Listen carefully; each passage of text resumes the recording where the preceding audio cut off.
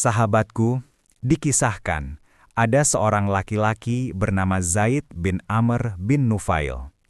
Ia adalah bagian dari sejarah iman sebelum Islam. Dalam sunyi langkahnya, ia menjadi poros yang tak kasat mata bagi peradaban tauhid.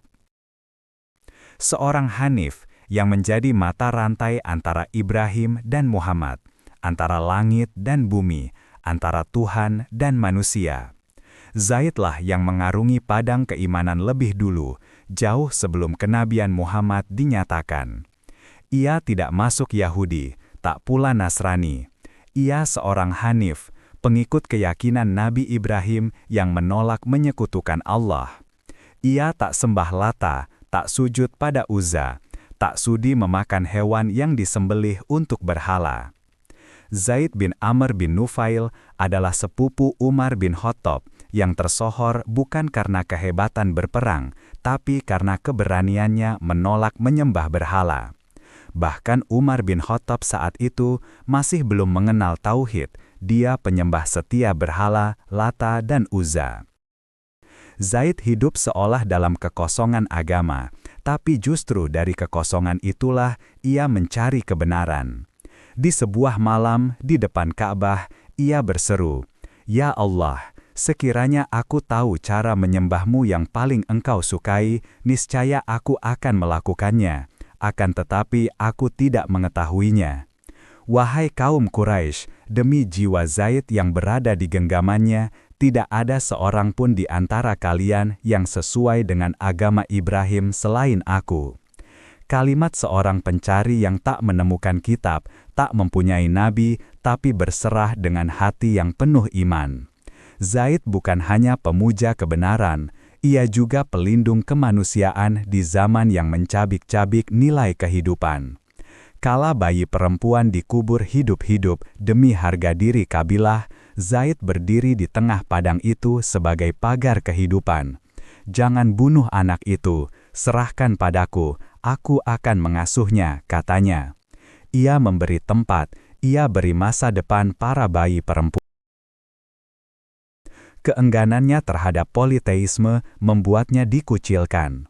Ayah dari Umar sendiri, yaitu Khattab bin Nufail yang masih memegang erat ajaran pagan, mengusir Zaid dari Mekah. Zaid pun hidup sembunyi-sembunyi, tak bisa menjejaki kota kelahiran sendiri tanpa ancaman kekerasan. Namun semangatnya tak surut. Pada akhirnya, ia tinggalkan Mekah, mendaki Syam, menyusuri Mosul, menjumpai para rahib dan pendeta. Ia bertanya tentang agama Ibrahim, dan setiap rahib selalu menjawab, "Ia akan datang, ini adalah zaman kemunculannya." Kepada sahabatnya, yaitu Amir bin Robi'ah, Zaid pernah berkata, "Aku menanti seorang nabi dari keturunan Ismail, namanya Ahmad. Aku percaya padanya meski belum berjumpa." Ia titip salam, ia titip kesaksian. Dan bertahun-tahun kemudian, ketika hadirnya Rasulullah, akhirnya Amir pun menyampaikan salam itu kepada beliau.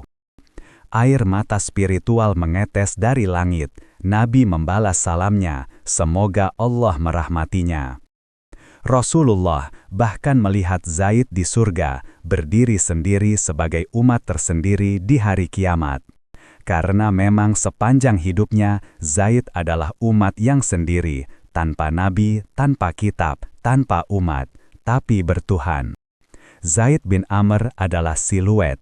Ia tak menyaksikan wahyu turun, tapi ia memberi tapak bagi cahaya itu. Ia tak masuk Islam secara formal, tapi ia adalah cermin fitrah.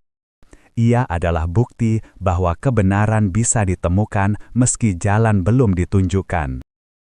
Ia bukan nabi, bukan sahabat nabi, tapi ia guru sunyi sebelum kerasulan tiba. Sejarah mengukir namanya bukan sebagai penyair, bukan sebagai pendakwah, tetapi sebagai pencari sejati. Dalam terangnya wahyu tak pernah sia-sia. Di akhir kehidupannya, Zaid bin Amr berdoa kepada Allah Subhanahu wa Ta'ala agar anaknya, yaitu Sa'id bin Zaid, bisa mendapatkan kebaikan yang tidak bisa ia dapatkan, yaitu memeluk agama Islam. Allah pun mengabulkan doa Zaid bin Amr. Anaknya yaitu Sa'id bin Zaid masuk Islam dan menjadi salah seorang yang pertama kali memeluk agama Islam.